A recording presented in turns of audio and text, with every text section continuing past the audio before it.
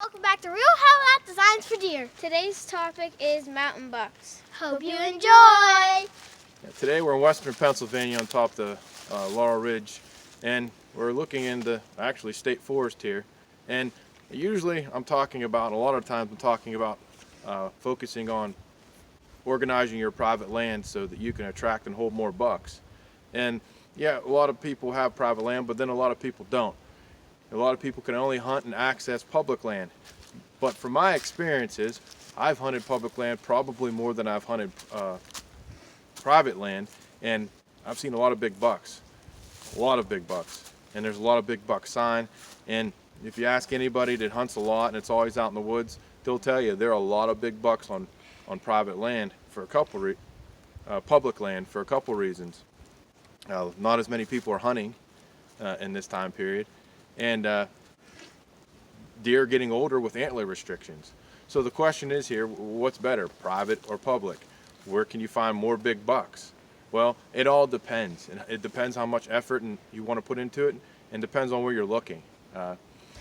Today I'd like to talk about 5 things that would help you scouting public land and looking for large rack bucks or big mature bucks. The first thing I'd like to talk about is you need to look for clear-cut edge. Okay, and I've talked about this before.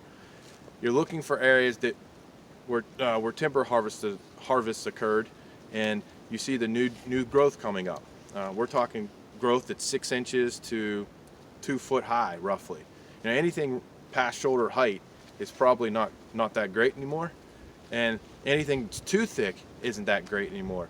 So you've got to have that balance of thick enough to hold deer, thick enough to have early regeneration, but not too thick where the deer can't get into it. I've been to clear cuts where they've left the tree tops lying, which is good because you've got that decay going back into the soil, but there really aren't a lot of openings to get into it. But the key is to find the openings, because if there is an opening, the deer will go into it, particularly if they have a large enough browse and there are large enough species regenerating that they have a variety of browse. The second thing would be ridge flats. Here we're in elevated mountain country, and you've got a lot of ridges, you've got a lot of valleys. Deer seem to tend to like the ridge tops.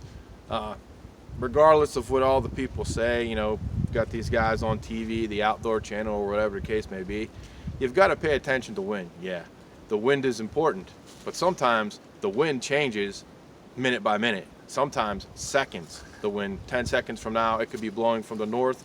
Another 10 seconds from now, it could shift and swirl and come from the west. So you can't always count on the wind doing what you think it's going to do. So you have to put yourself in a position, particularly on ridge tops, it's more helpful because you can probably guess the wind a little bit better and play the wind a little bit better. You get down in some valleys and it could be a little risky.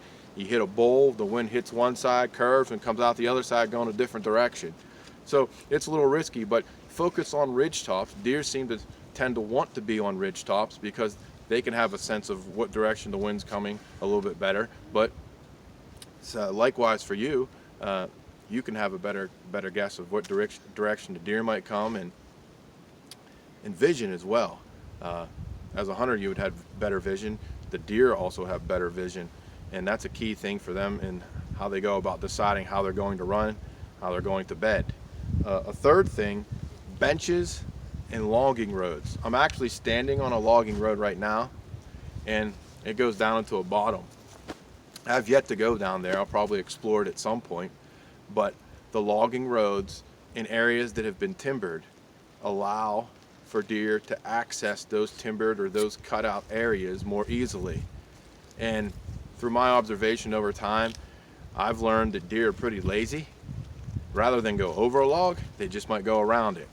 And if they have a direct path, they'll take that direct path. And I'll bring that back to my little 12-acre property that I talked about before. I used to be a ATV trail around the property. It's not used as an ATV trail anymore, but it's used as a corridor for deer to travel. I've set my deer stand up right on the edge of that, and I've killed multiple bucks. Actually, in one spot, I've killed 5 bucks. So deer will travel the path of least resistance, and logging roads and benches and mountainous terrain will allow them to do that more easily. Fourth thing, you need to get into the areas away from people. I'd say anywhere from 45 minutes to an hour walk, depending how fast you walk, depending on how healthy you are and how long it takes you to get back there. But I'd say a mile plus. So some people may take longer with equipment and everything, 45 minutes, an hour, a mile plus. We've hunted years ago at a place called Rockwell, and it's in western Pennsylvania, and the hike in was at least a mile and a half. And we got into the area, and it had a lot of cover. It was timbered, and it had a lot of regeneration, and that was very important. Getting in away from people and getting into an area that had what deer needed for their habitat. And that brings me to the fifth and final tip for scouting and hunting mountain bucks. Areas, particularly here in western Pennsylvania, a lot of other places across the country, areas that have Greenbrier. Greenbrier is right here behind me. I'll step back. This is Greenbrier.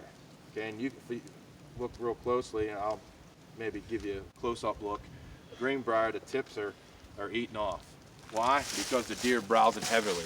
It's one of the few things that are in here green all the time, 24/7, 365 days a year. The Greenbrier is a major browse species for deer. And if you find an area with clear cuts, new regeneration, browse, woody browse, you find an area that has Greenbrier patches or Greenbrier thickets, you're going to find an abundance of game. Not just deer, but a lot of game.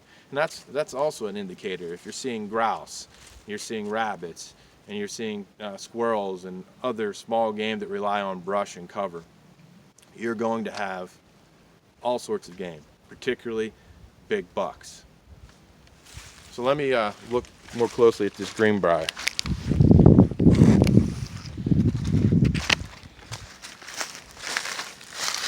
Here's the Greenbrier, close up. That's what it looks like. Right here. And you can see the tips.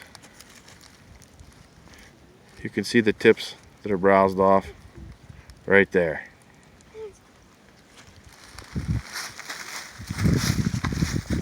Thanks for watching our video.